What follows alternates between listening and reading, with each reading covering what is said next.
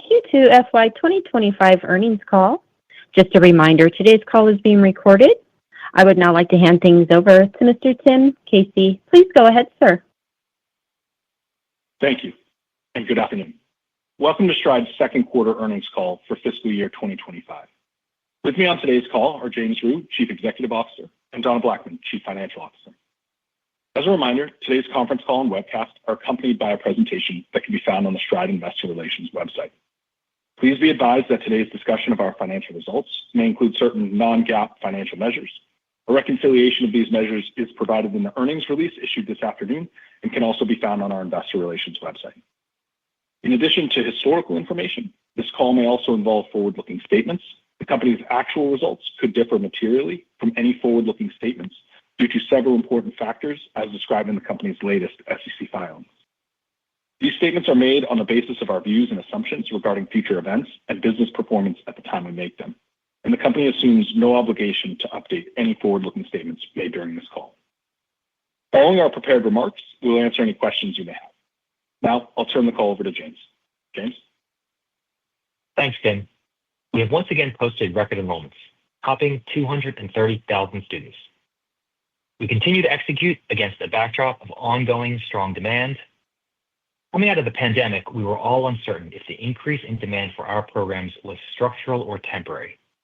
And for 3 consecutive years now, we have seen increasing growth in our business. And also for 3 consecutive years, we see continued in-year strength in demand. The macro environment for our business is as strong as ever. And as long as we can continue to execute effectively, I believe we can benefit from these conditions. While every business has challenges, I believe most of ours are currently within our control.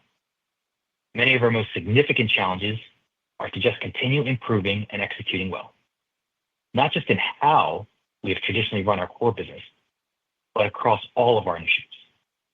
That includes initiatives that I believe can take our core business to a new level while also providing us with new market opportunities. We see some early signs that our investments will pay off, but we need to remain vigilant to ensure we are setting ourselves up for success over the long run. I remain very bullish on our prospects for future growth. We're seeing continued demand for our core offerings, growing support for school choice options, and a student base seeking real career training. As a company, we're in a strong financial position and have an incredible team committed to delivering for our customers. Thank you, and I will now turn the call over to Donna. Thanks, James, and good evening.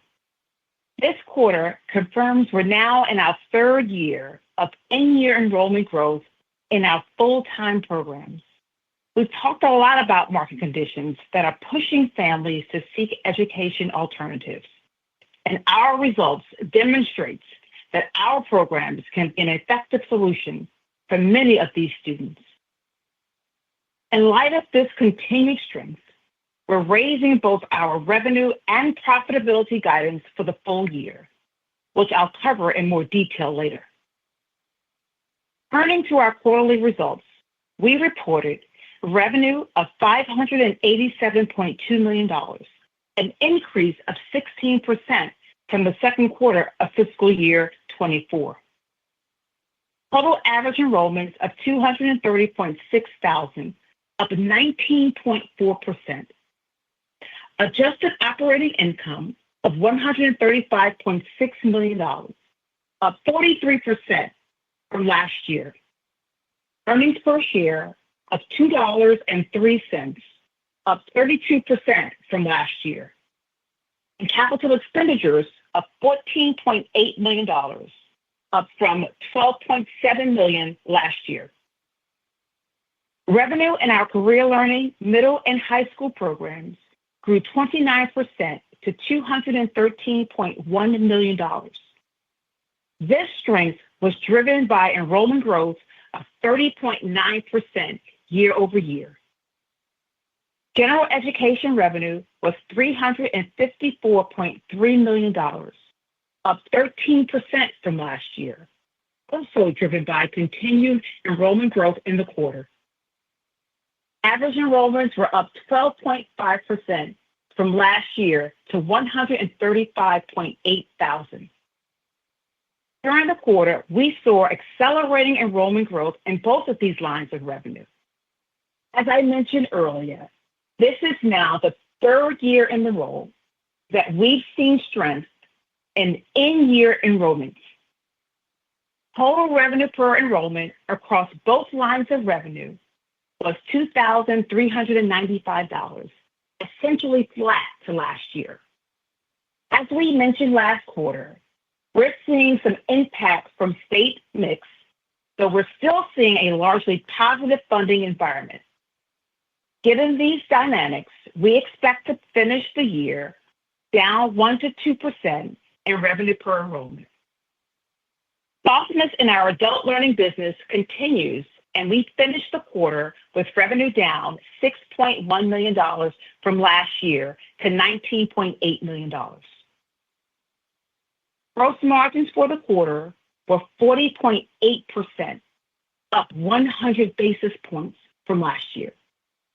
We still expect to see gross margins improve 100 to 200 basis points for the full year.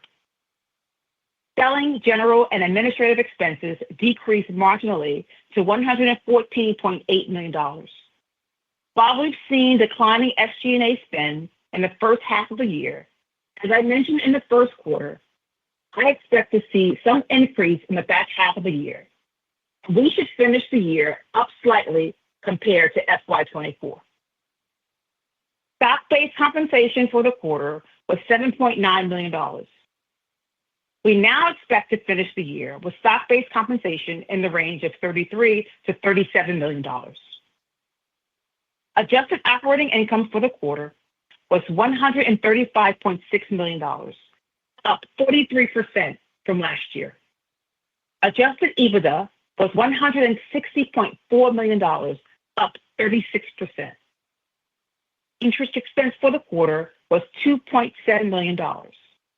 Our effective tax rate for the quarter was 25.7%. Diluted earnings per share for the quarter were $2.03. Our EPS calculation includes incremental shares related to our convertible notes on an as-is converted basis for GAAP reporting purposes. These shares are included in our diluted share count, but are not yet issued.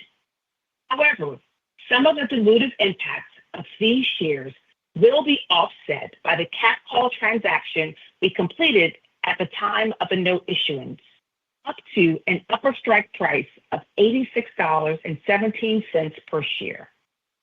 We're now including a table in our quarterly investor presentation that shows the potential dilution from our convertible note at various share prices, as well as the offset from the cap call.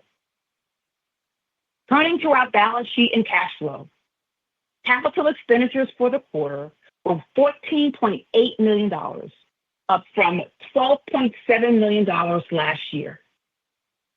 Free cash flow, defined as cash from operations less CapEx, was $208.6 million, up $48 million from the prior year period.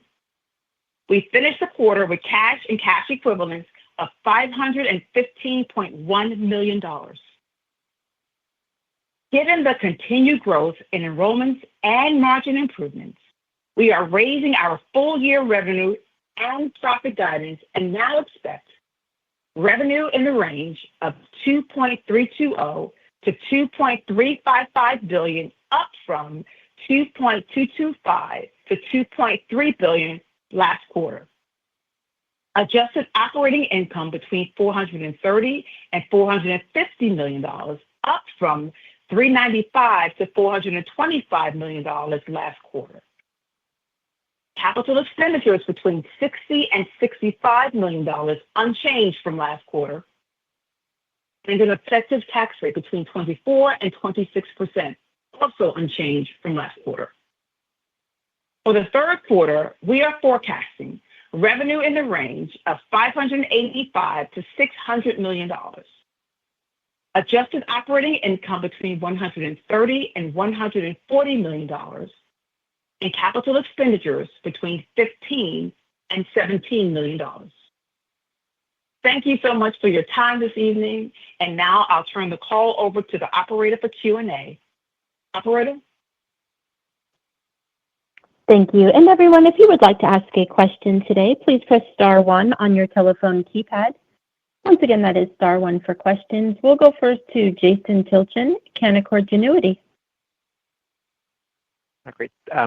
Congrats on the strong results, and thanks for taking my questions. I have two, if there's time. The first, I'm just wondering if you could unpack some of that enrollment momentum a little bit, maybe talk about some of the differences in the funnels you're seeing for career learning and general education, and how some of the enrollment numbers on a gross basis are trending versus how retention has been compared to last year. Yeah. Hey there, Jason. It's James. I think the basic trend we continue to see is across the board strength in our enrollment funnel. I think we've been, a little bit surprised by how strong it continues to be year over year. We're in a third year of year-over-year growth, and I think we're executing well against it, but I actually just think a lot of the underlying demand that we see, at least, has been just really strong. It's been pretty broad-based across the board, and I think if there's, I'll say, a quote-unquote weak spot, which we have said repeatedly, that the incremental career funnel has not materialized as strongly as we would have expected or thought. We think that longer term that continues to be an opportunity for us, but I would say if there was a weakness, that would probably be it. Great, that's really helpful. And just one follow-up. You recently announced the rollout of K-12 tutoring nationwide. I'm just wondering if you could share any early learnings from that rollout and sort of any additional color on sort of how the go-to-market is going to develop there, when you expect sort of more material contribution from that on the overall business. Thanks. Yeah, I think so for us, it's a clearly adjacent business.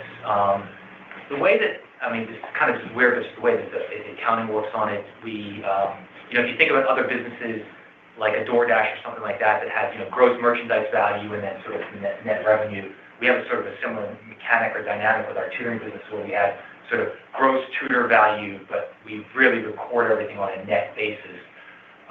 So in the context of our financial statements, I think for some very long period of time, it's just going to be immaterial. But strategically for us, I think it can be very important because one is we know that high-dosage tutoring is effective for learning. And we have a terrific pool of educators within our network. We can leverage those for the platform. It also gives those teachers opportunities to earn more. So we think it's a really good platform to assist teachers within our network earn more money.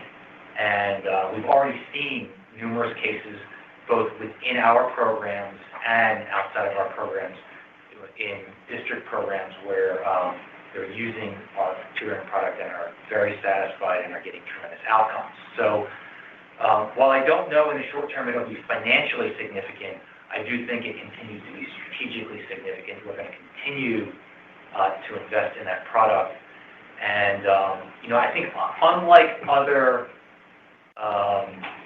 tutoring companies out there where, and I think this is in most cases, where tutoring is their only product, they have to make margins to survive. We actually don't. We can invest in this product, grow the product. We get to test it out, I think, some different innovation around the product on our platform. We recently rolled out a sort of an AI summary feature, which we've gotten terrific feedback around. So yeah, we're pretty happy with it. Great, really helpful. Thanks a lot. And we'll take the next question from Jeff Silber, BMO Capital Markets. Thanks so much. Just wanted to drill down a bit on the prior question. There's not a lot of good industry data out there, but from what we've been able to see, you guys have really been dramatically outperforming the industry. Is there anything specific that you're doing that maybe some of your competitors are not to drive that outperformance? Yeah, hey Jeff. I think I have to I tend to agree with you. I hate to say it this way, but the data that we would see would I think suggest that we're probably over-indexing on industry performance. I sort of hate to say it because I want all of our competitors actually to do well. I want the industry to grow. I think that would be our primary goal, is to see the entire industry grow and let all boats rise. But I think I would have to agree with you. I really credit it, I think, to the team has really, I think, honed in on their execution. You may remember, it was just a couple of years ago, where I got on this same call and talked about how we had execution issues that was hampering our ability to grow, and that if we can fix those issues, we should be able to accelerate growth. And I think we have. I think that the team we've got in place now is executing much better, and I think that is, I think when you execute well in any industry, in any company, you have the opportunity to take share from some of your competitors, and I think that's probably a little bit of what's happening. The good news for us, I think, and I won't sort of speak for the industry here, is that I see, while we are executing better, I do think that overall we still have a lot of opportunity to even perform better. So I don't think we're sitting here resting on our laurels and finished with the trajectory that we can put ourselves on. All right, that's helpful. If I could switch gears and talk about the funding environment, we've been seeing a lot of noise out of Washington in terms of freezes or pauses, et cetera. I know you don't get a dramatic amount of revenues directly from the federal government, but is there anything maybe that indirectly comes to you from Washington through the states? I'm just wondering what kind of exposure you might have. Thanks. Yeah, so our exposure is pretty limited, very limited. I think without getting into specific numbers, I think I've said previously around a similar question that it's well less than 5%. I think we saw the same thing that maybe some of you saw today. We just, before getting on today, we did validate that it continues to be, for this year, well less than 5%. So I think our exposure is pretty limited. Listen, I think what I will say is that regardless of what the administration announces, I want to believe, and I think I do believe that the intent is, and I want to encourage everybody to focus on the intent is to help students. And I don't want to get into a political discussion or debate here. I have faith that the administration is going to try to do the things that are going to help students. And I think that's what hopefully all of our political governments are trying to do. That's what we're trying to do. And whatever impact it has to us, we're going to manage through it. And if it's negative, we'll take it on the chin and just keep marching forward. If it's positive, I think hopefully it can help our business. But I do think the administration is trying to figure out ways to just ultimately to help students. And I think that the downstream impact that people maybe aren't yet seeing is maybe an approach or philosophy to empower states. I think that's sort of some of the state goals that this administration has talked about. And we support things that are going to help students. All right, really appreciate the call, James. Thanks. Yeah. We'll take the next question from Alex Paris, Barrington Research. Hi, guys. First off, I'd like to ask you a couple of clarifying questions. In the first question, James, you responded about strength across the board in enrollment. I'm presuming you're talking about new student enrollment. The question would be, how has retention been faring? Yeah. So retention, I think, a couple of years ago, I think we talked about how we saw sort of what we believed was a structural improvement in retention post-pandemic. I think generally speaking, that trend continues. I think year over year, we're seeing retention numbers that are sort of plus or minus within the same ballpark. So we're not seeing, ongoing dramatic improvements like we saw a couple of years ago. But I think, for us, the retention game is also a slightly longer term game, meaning what we're doing is we're identifying structural areas of the program that we can see based on all of the feedback that we get in areas that we can improve the program that we believe will have structural long-term benefits to retention. And that is things that I think most people would expect. People, they think that sometimes that there's a lack of socialization in virtual programs. That's true. That's very valid feedback. We're investing in platforms that allow kids to safely interact with each other in an environment, we call it the K-12 zone, where they can go in and they can meet on a virtual playground, they can play games, they can have communication with each other, and so we're investing in those types of things that we think attack the thematic elements of why students and families may attrit. But year over year, I don't think we're seeing right now any sort of major plus or minus difference. But I do think longer term, over the next 3 to 5 years, the structural things like the one I mentioned are going to provide some longer term benefit in our retention numbers. Great, that's helpful. And then on that same question, the final comment you made was you said something about incremental career funnel has not materialized as strongly as we expected or hoped. But then I look at the career learning enrollment up 31% year over year. Did I misunderstand your response, or perhaps you could offer some more color? No, I think you understood the response correctly. I think that.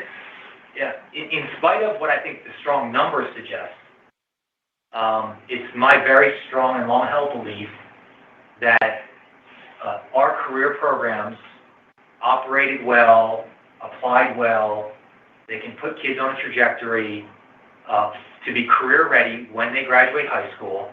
I think increasingly the macro trends around education support that as a larger need. I think the industry dialogue, if you will, not education industry, I mean corporate industry dialogue supports that. And so I think that the market opportunity for those programs indicates something much larger than what we're seeing and doing.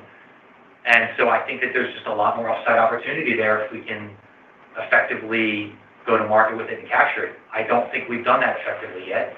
And so I think that presents even more upside for us. Great. Good to hear. Last question, and I hate to pick at the only negative thing in this report.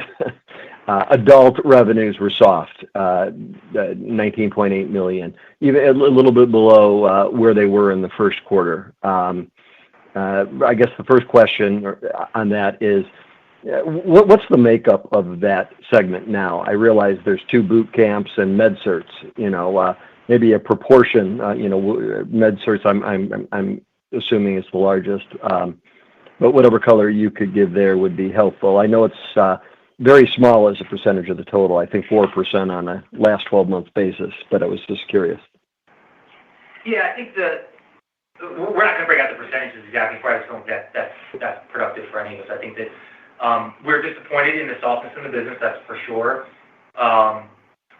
I think one of the factors, and this is in no way, shape, or form an excuse because we didn't think it was going to be this soft as we go through this transition, but particularly for the med-surg business, we are, longer term, that business is a structurally better business for us and for our customers, if it's structured as more of a B2B type of business, it has historically been a primarily B2C type of business.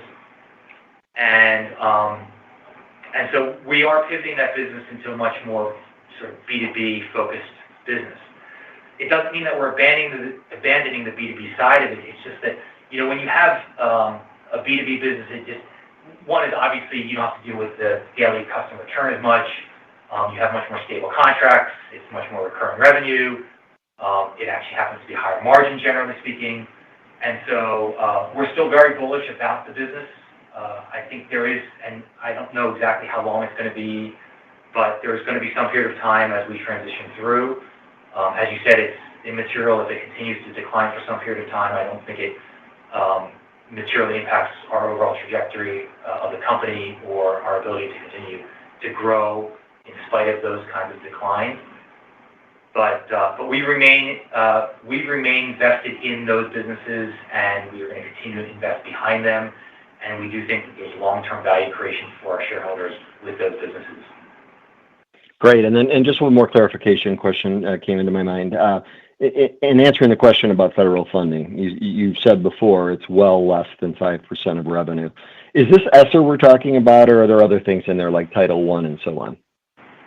Yeah, so it's a good clarifying question. There are other things in there. Like the ESSER now at this point is, it's basically nothing. So I don't even think that we should be talking about ESSER. It's not a thing for us anymore.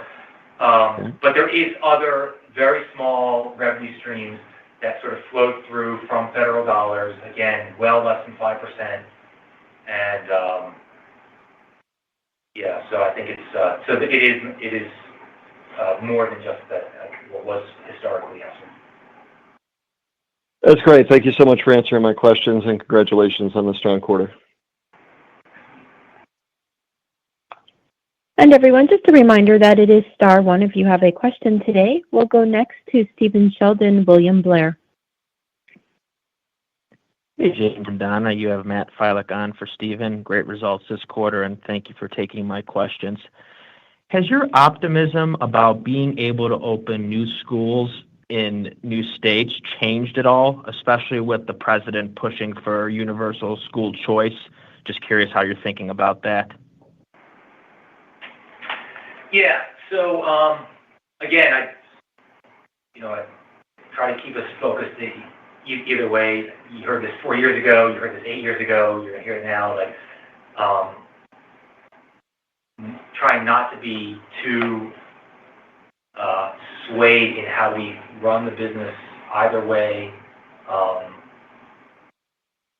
given changes in administration. Predominantly, it's a state level business anyway for us. I do think that the general tone and tenor of this current administration supports school choice and the types of programs that we run.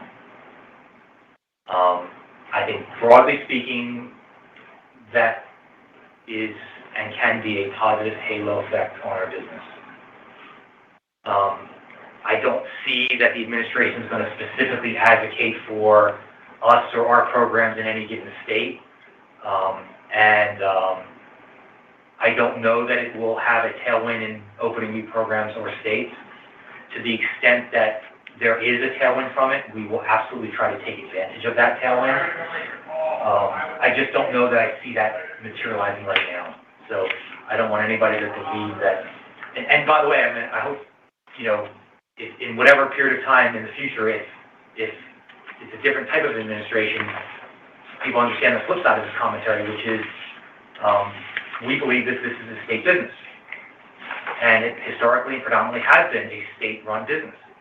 And we respect the state's views and the way that they manage these businesses, and I think the current administration also does. And we're supportive of that. So, and I think above and beyond that, by the way, my understanding is that the current administration is also looking for other ways to, again, help students.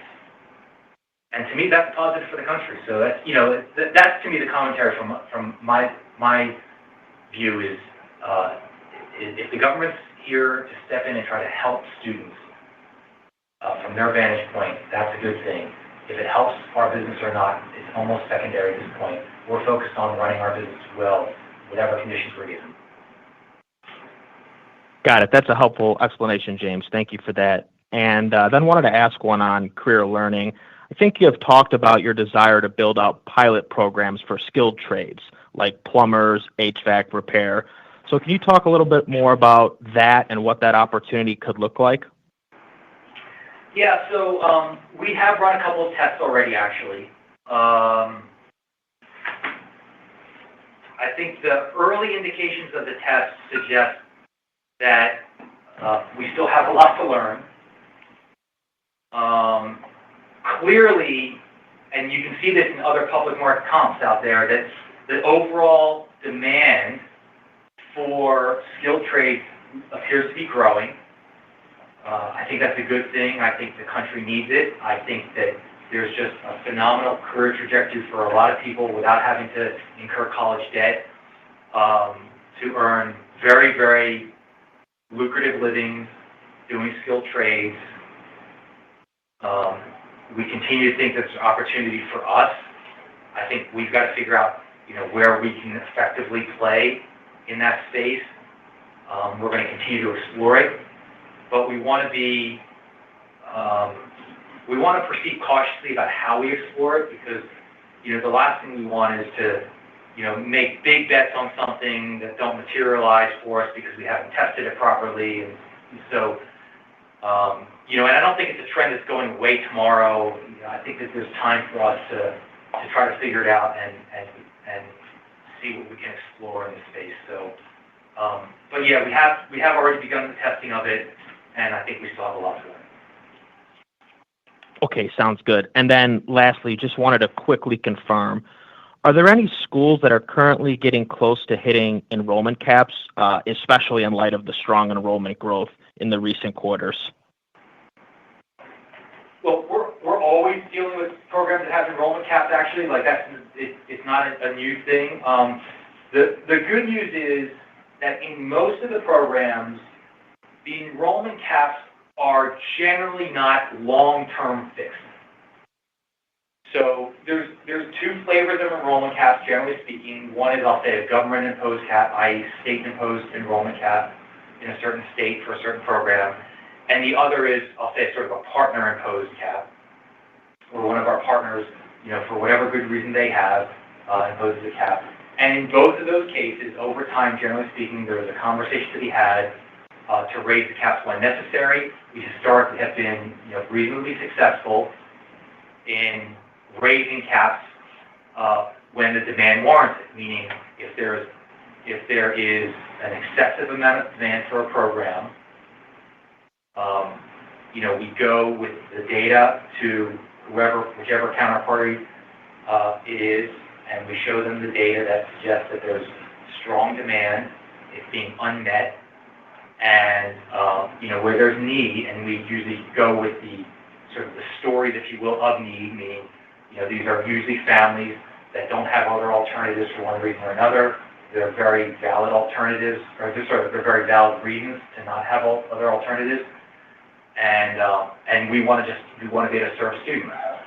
And where students in states aren't being served through another mechanism, and we may be the only mechanism through which they can be served, we think it's justified to raise caps. And we've been fairly successful in our history, and we think we can continue to be successful in having those conversations with our partners or with state government agencies to do that for the benefit of students. Great. Thank you, team. Appreciate the time. And that does conclude our question and answer session. That also concludes our conference for today. We would like to thank you all for your participation. You may now disconnect.